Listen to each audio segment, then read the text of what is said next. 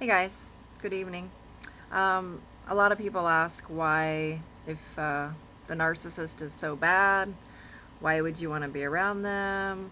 Why didn't you leave sooner? So there's a lot of different reasons, for that. I wrote down some reasons. There could be plenty of other reasons also. Um, It could be that you were hoping that they would change and keeping it inside to where there was this possibility that someone could change. And honestly, my opinion is um, I don't think that they could ever possibly change. They're just going to go from one person to the next person and until they die. It's as sad and horrific that sounds is really my opinion of I think what's happening here. Um, so I think a lot of people hang on to hope that they will change, and I know I did. I was thinking, maybe there's this chance that they would change, and they never did. So they never will. Um, you don't want to break up the family, uproot them. Um, you know, it's a lot of change to change homes, change schools. The whole um, thought process of even imagining to do that, and the fear of doing that is also a reason. I know that was another reason for myself. Um, so that's another reason why you just kind of stay put. Um, Financial stability. If you're a stay-at-home mom, if you're a stay-at-home dad, even if if they make more money than you, whatever the situation, if you are dependent on financially on the person, um, this is a big problem too. Especially if you live in their house, if they're paying bills, they have vehicles, etc. The list, each scenario and story is different. Um, so that's a very big one is financial stability. If they're the breadwinner and you're the stay-at-home parent, it can be very scary for that person. Um, Very much so, even though they shouldn't be dependent on a person. It takes a lot for people to learn that, and in the end, it makes them stronger, because codependency is something that you feel you don't have to worry because you think you're going to be with the person and be stable, but it sometimes doesn't always end up like that. So therefore, you're left alone and abandoned and wondering what you should do. And therefore, you should always have a backup plan or have your own nest egg saved up. You should have a plan, definitely, with that. So threats is another reason. If you were being threatened um, of harm, they were possibly threaten your family, um, threaten your kids, threaten to, call your job. One of my ex-narcissists would actually call my job many, many moons ago. Um, they would call my job, which was so embarrassing.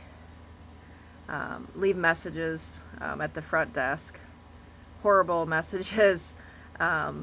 Would freak everybody out. Yeah, so that's another one is threats. So, but you don't have to be scared. They try to use the scare tactics to scare you.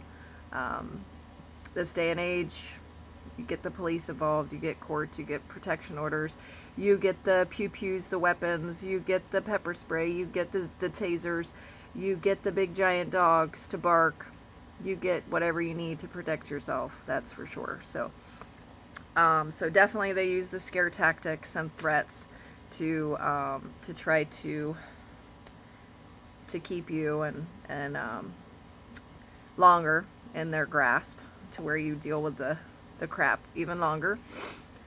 Let's see, you also may not have family or friends that you know in the area. They try to keep you from them, but some people have no family. Some people have no friends. Some, they don't have a support system. So that's another reason why people tend to stay with these abusers. The false hope and believing that they'll change, they stay with them. Also, not knowing anyone else. They become attached to this person, a trauma bond, and pretty much listen to what they say and do whatever they say because they have nowhere else to go. And it's like this sick cycle. So they're abused and stuck, they're scared, have no one else, and therefore an entrapment feeling. But you don't have to feel trapped. You're not trapped. Whether you know people or you don't know anyone, like, you can leave the situation. There are churches, there are missions, there are shelters, there are places you could go to get help and get away from people like that. So another one is that you're not educated on the subject. A lot of people do not know what narcissism is. They don't know the behavior of the subject. They have no idea half the time what that even means. Some of my family, when I would talk with them, I bring it up, they're like, well, what is that? Or different people I've discussed, they're like, well, can you explain? So sometimes a lot of people have not heard of narcissism. So that can be another reason. So I suggest definitely to read up on it.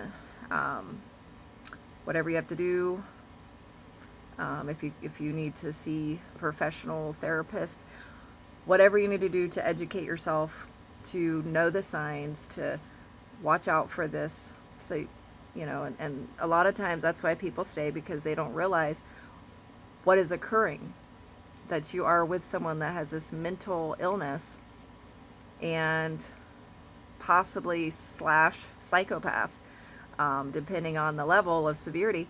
So a lot of them are not educated. A lot of people, I was not educated on this subject. I actually started researching probably about 4 years ago. So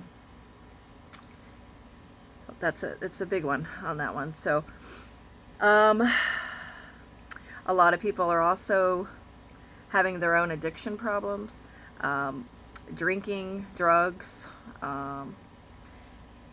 taking medications, anything to use that as a coping method, to numb the truth and to numb the pain of what they're dealing with. So then they don't really realize how long that they've stayed with someone. And they can deal with being with a narcissist better if they're numb to the pain. So also being in denial is a big one. They don't want to believe it.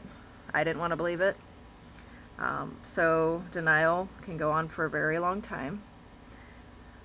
And you don't want to believe it's happening. And another one is you're scared of changing. You're scared of change.